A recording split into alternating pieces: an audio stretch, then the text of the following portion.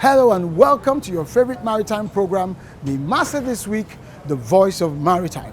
NIMASA This Week is brought to you by the Nigerian Maritime Administration and Safety Agency, the nation's sole authority and regulator of our oceans and everything that has to do with shipping and the marine environment. As usual, my name is Ubong Essien, and we are coming to you straight from the venue of the launch, the official launch of the Deep Blu Project by no less a person than the President of the Federal Republic of Nigeria, in company of the who is who in the Nigerian maritime and security architecture. My name is Ubong Essien, and I will be your host on this voyage.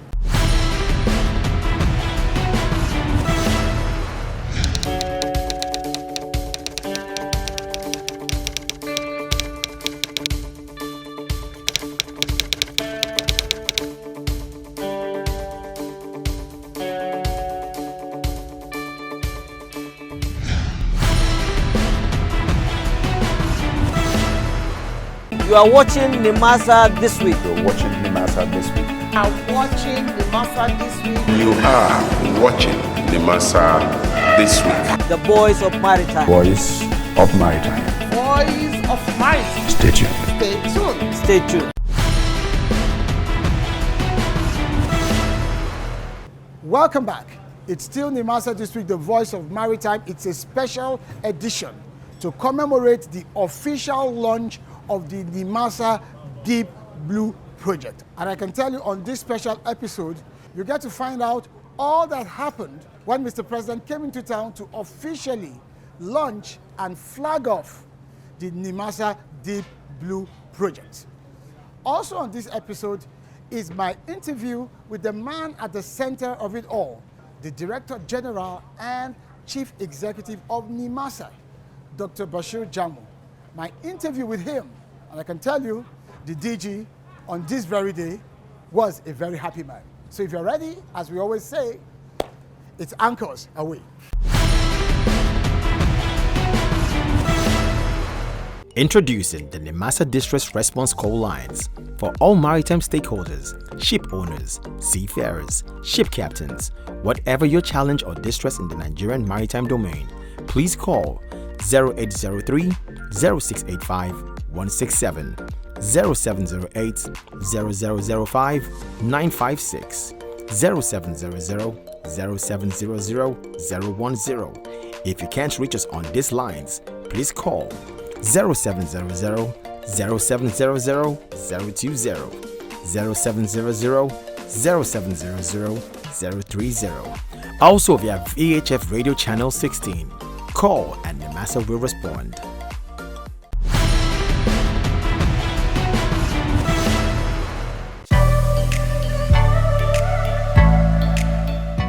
The President of the Federal Republic of Nigeria, President Muhammadu Buhari, GCFR, has emphasized that the flag of the Deep Blu Project is a demonstration of the government's strong commitments to tackling security challenges in the form of piracy and other maritime crimes in Nigeria and the Gulf of Guinea.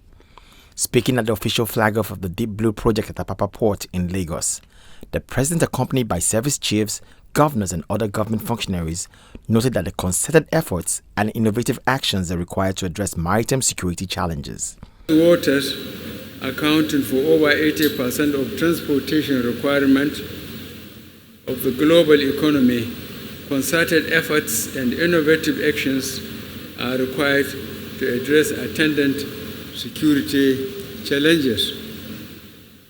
Therefore, the flag-off of the Deep Blu Project marks an important milestone in this regard and in our collective efforts to tackle security challenges in the form of piracy and maritime crimes in Nigeria and the Gulf of Guinea.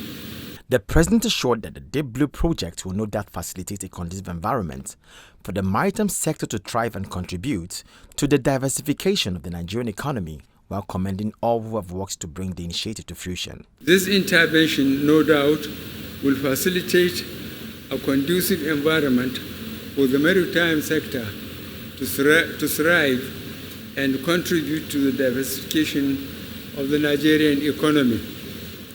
The Deep Blue Project is a critical step towards the realization of maritime security in the region, which underscores Nigeria's commitment in providing the necessary framework and resources in cooperation with other nations and maritime users. The Minister of Transportation, Right Honorable Rotimi Amechi, in his address said he came up with the idea of the Deep Blue Project to address the challenges of maritime insecurity as someone from the South-South. Honorable Amechi noted that the effective operation of these assets will reduce the cost of shipping goods in and out of the country. With the launch and full deployment of the Deep Blue Project assets and the passage of the Suppression of Piracy and Other Maritime Offences Act 2019 by the National Assembly, security of maritime trade in our territorial waters and the Gulf of Guinea are largely guaranteed. The unnecessary security costs borne by shipping companies running into millions of dollars annually has been finally removed. We shall now focus on the expansion of indigenous participation in the maritime trade. The Minister of Defense said that the Deep Blue Project would have been a mirage without the cooperation of the armed forces in the provision of its personnel to man and operate the assets. With the commissioning of this laudable project, the dream of repositioning the Nigerian Maritime Administration and Safety Agency, NIMASA, into a high professional and more effective maritime body is gradually coming to a reality. This dream, of course, would have become a mirage without the kind cooperation of the armed forces of Nigeria for providing its personnel to man various aspects of the project, including the air asset, the maritime, and the land assets. In his goodwill message to the launch, the Secretary General of the International Maritime Organization, Kitak Lim, was appreciative of NIMASA and indeed Nigeria's determination to lead the fight against piracy in the Gulf of Guinea and promised the IMO's support for its success. I wholeheartedly welcome today's launch of Nigeria's Deep Blue Project, reflecting Nigeria's commitment to lead the fight against piracy, not only in your national waters, but in the Gulf of Guinea. The launch of this project is a significant step to enhance maritime security in the region. Earlier, the Director General of NIMASA, Dr. Bashir Jamoh, in his address, said that the Deep Blue Project is not all about the assets, but also about the legislation to prosecute offenders. This asset and platform by themselves cannot address the challenges of maritime insecurity. Even if we have assets and arrest the fairest, if we don't prosecute offenders, it is wasteful exercise.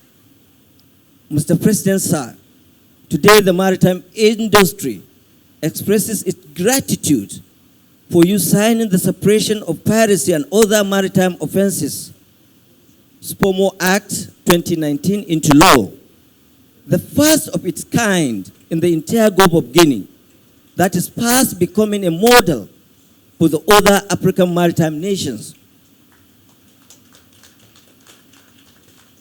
Under this law, we have successfully prosecuted, convicted, and sentenced about 10 offenders for the first time. Dr. Jamoh further stated that the agency is engaging robustly with stakeholders both locally and internationally, and thereby assuming leadership roles in the fight against piracy in the Gulf of Guinea. Realizing the enormity of economic loss on our shipping activity, we also created a window of opportunity for the industry to engage regularly with the agency. This gave birth to NIMASA Joint Industry Working Group, the monthly forum of candid interaction with critical stakeholders such as BIMCO, Intercargo, Intertanko, OICMF, among others, provided a sounding platform for shipping and international cooperation that have impacted on maritime security strategies and protection of our seafarers. It is worth noting that major milestone resulting from the partnership with the industry is new framework for the jointly tackling maritime piracy in Gulf of Guinea, signed and co-chaired by Inter-Regional Coordination Center in Yaoundé, Cameroon, and the Nigerian Navy, as well as NIMASA, known as Gulf of Guinea Shade. Stakeholders at the event bear their minds on the expected impact of the assets. There has been several challenges. This project started a few years back, and we had several challenges that led to several investigations of the organization of this agency. And I'm happy that today all that is put behind us, and we are here to launch and to show the world Nigeria's capability at protecting our waterways. So I'm happy. I'm happy again because this is one of the first assignments the Honorable Minister gave us when we were inaugurated. He charged us to ensure the completion of the Deep Blue Project, and I'm happy that today, 1 year after our inauguration, we are here to commission these assets. They are also going to be able to immediately react and intervene when there are incidences of piracy. So that means the better the security in our territorial waters, the more vessels we are likely to receive, and the cheaper it is also for these vessels to come into the country. So it's a very welcome development. For us, the more vessels that come into Nigeria, the more revenue Nigerian Ports Authority will get, and that means the nation also in particular. I'm really so excited that this project is being launched today by Mr. President, and I congratulate NIMASA and the Honorable Minister of Transportation who initiated this project. It is long overdue, but at least here we are. It's happening. And I tell you, the whole maritime industry is really very excited about this.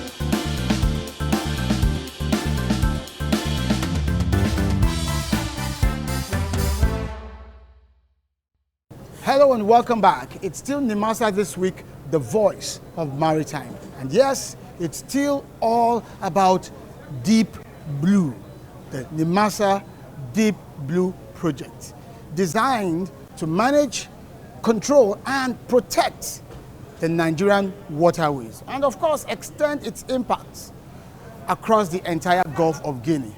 And who else to tell us about what happened during the launch of this event formally than the man at the center of it all, the Director General and Chief Executive of the Nigerian Maritime Administration and Safety Agency, NIMASA, Dr. Bashir Jamoh. DG, I know you're a happy man today. Quite okay. I know you're a happy man today. You're a happy man. Why? Why are you? You know, I saw you throughout the day. I I deserve to be happy. Smiling. I deserve to be happy. The number one man in the country is here. The number one man in the maritime business was here. The IMO Secretary General was here to lend his support. So you just received a double portion. A double portion. I think it speaks to your commitment to this project and how far you've taken it to have drawn such level of attention and support. Yes, indeed. We can do more than that. The life and properties, the life of CPRs is at stake. The international community, you hear the Secretary General says the world are watching. We need to change the narratives. So in doing so, we must wake up and do the right thing. So I will start by thanking Mr. President for honoring our invitation. He has done everything for us. For him to be here physically present, that sends the signals that Nigeria, they are not joking in terms of the international perspectives when it comes to the maritime insecurity in Nigeria, by extension in Gulf of Guinea. So we really thank and appreciate Mr. President. We thank the Secretary General of the International Maritime Organization. We thank the entire governing board of NIMASA and specifically the entire governors of the Southwest, the Minister of Works, the Minister of Transportation, the Minister of Defense, the Minister of State Transportation, the Minister of State Works, the Minister of State Health, and the Minister of State Sports. All they are here. You have seen the dignitaries, more than 7 governors, the Speaker, the House of Representatives. They are all here to tell you how serious this project is. So I deserve to be happy, and I really appreciate, and the Nigerians also appreciate, the management and the governing board and the entire staff of Nigerian Maritime Administration and Safety Agency remain appreciative for their own time. They devoted to come and be with us, to support us, to ensure that, yes, they send the signals to the international community that we are not sleeping and we are all together. And apart from this, do you observe the blending of the armed forces? The entire service chiefs, they are here. The Minister of Defense was here. So who left? Who else? The Nigerians are here. The entire Nigerians are here. The House of Representatives, they are here. The senators are here. So no any segment of government you mentioned, you will not find here. Now that this project has been launched officially, what next? What should we be expecting? I think that's a very credible question to ask. What should we be expecting? Well, you know, in my last interview with you, I made mention that by June, we will start to see the impact of these assets. And you can go back to... And we're going to play that clip so that people get to know. You conduct your research. What we are going to do in the year 2021 is the implementation and deployment of this asset. And hopefully, before the mid-2021, we will start reaping the benefits. From middle of February to date, the issue of maritime insecurity in Nigeria and Gulf of Guinea continue to decline. I am happy that my words are coming to reality. So the next stage is for us to ensure the member countries, you know, click into, they buy into this our dream. And that will come under the shade Gulf of Guinea. We expect before the end of the month, we do the first conference to bring all the 32 countries together and draw a kind of action plan to ensure that we succeed and we achieve with deliverables, key performance indicators, and as well as timelines of achieving whatever we want to achieve. The issue now at stake is the issue of sustainability, and we'll make sure that sustainability. We thank Mr. President once again with the SPOMO Act. The SPOMO Act Section 9 define how we can get resources to make sure that we maintain the issue of this insecurity, to maintain the platform, and to be able to make sure that we sustain the tempo of this declining criminality in our own waters. Introducing the NIMASA Distress Response Call Lines for all maritime stakeholders, ship owners, seafarers, ship captains. Whatever your challenge or distress in the Nigerian maritime domain, please call 0803 0685 167, 0708 0005 956, 0700 0700 010. If you can't reach us on these lines, please call 0700 0700 020, 0700 0700 030. Also via VHF Radio Channel 16. Call and NIMASA will respond.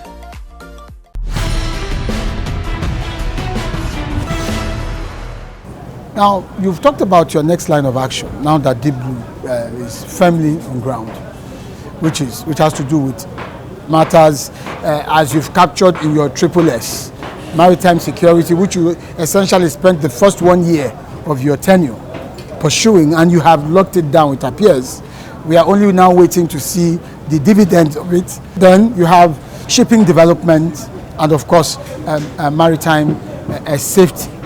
How do you expect that these other two legs will come into force? Specifically, what are you going to be doing? In the last 1 year, we concentrated much on the maritime security, but that does not mean that we left the other areas unattended. We just tried to create priority area, and the priority area has to do with the maritime security. When you are talking about maritime security, you must talk about the infrastructure. Now, the result we are seeing now is the infrastructures that we have. So we have achieved almost 70% when it comes to maritime security now. Now, remember, on the issue of safety, first of all, we have to look at the navigational areas in the country. Ever since the creation of these agencies, we have never taken a holistic approach that has to do with the wreck removal, which is causing a lot of havoc in our own navigational area. So what we did about 2 months ago, we have prepared memo through the Federal Ministry of Transportation, and we sent it to the Federal Executive Council. And I would like to appreciate the Federal Executive Council. They have already approved it. So we are now going to the sea. We will start removing the wreck. In removing the wreck, we have contacted Nigerian Railway corporations to take the foundry. Now the investment in shipping is coming in. The Bayelsa State government, they are coming to join forces with us to establish foundry, and which is going to be a very good omen for us. So on the issue of safety, we are there. The part of these assets that we have and the platforms and the infrastructures, we have specifically one helicopter that is going to take care of search and rescue. The GMDSS, we have already contracted an American firm. They are already in Nigeria to make sure that they conclude the contract of the Global Maritime Distress System. So already the issue of safety is also at the highest peak level. We achieve over 50% there. Now the next has to do with shipping development. Our modular floating dock, we are now in ICRC to make sure that we follow due process in providing the PPP and make sure that these things work as it's supposed to work. So within the next 1 or 2 months, we'll be able to deploy our modular floating dock.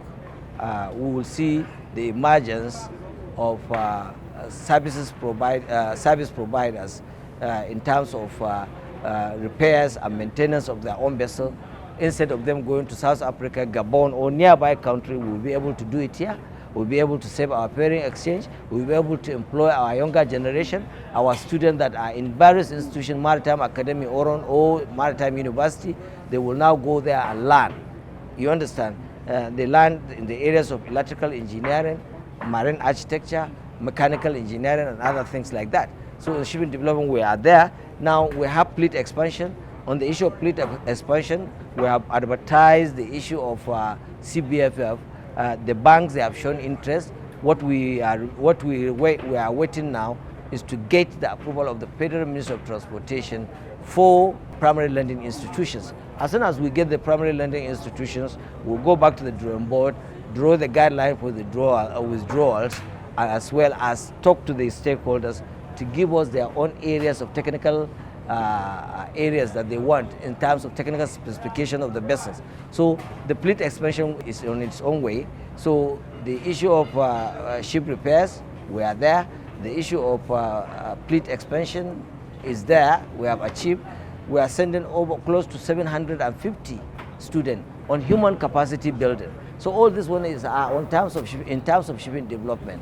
So we are now taking stock of those shipbuilding industry also, to make sure that we give them the necessary support for them to strive and do the needful things they need to do for the shipping to develop. So those are the areas that we are going, and as I said, we are not sleeping, and other areas we are not left behind. We are also pursuing it pursuit. What we just try to do is to see that we put our own priority.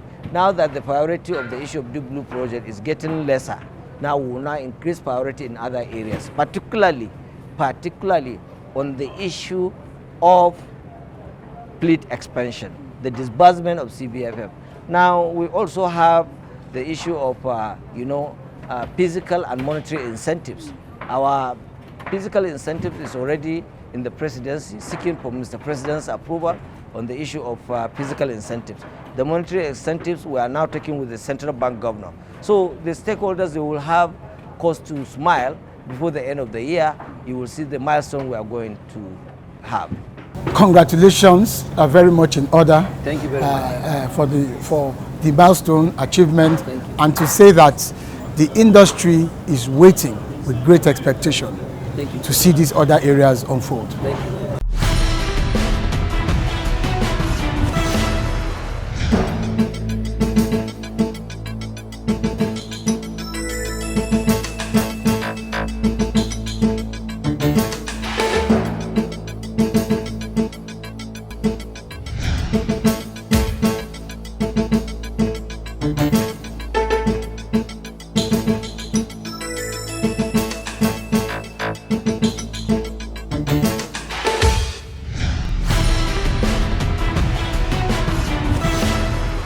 Thank you for watching this special episode of NIMASA This Week, the Voice of Maritime.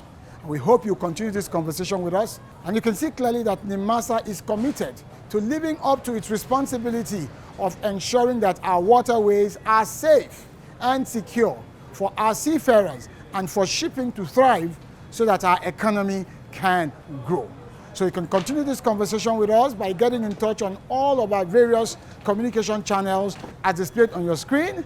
Of course, you're always free to get in touch with the agency through the information available on our website. Keep in mind that this is not the end of the Deep Blue Project. If anything at all, it is the beginning of the Deep Blue Project and its intended impact by way of safer seas and calmer coast.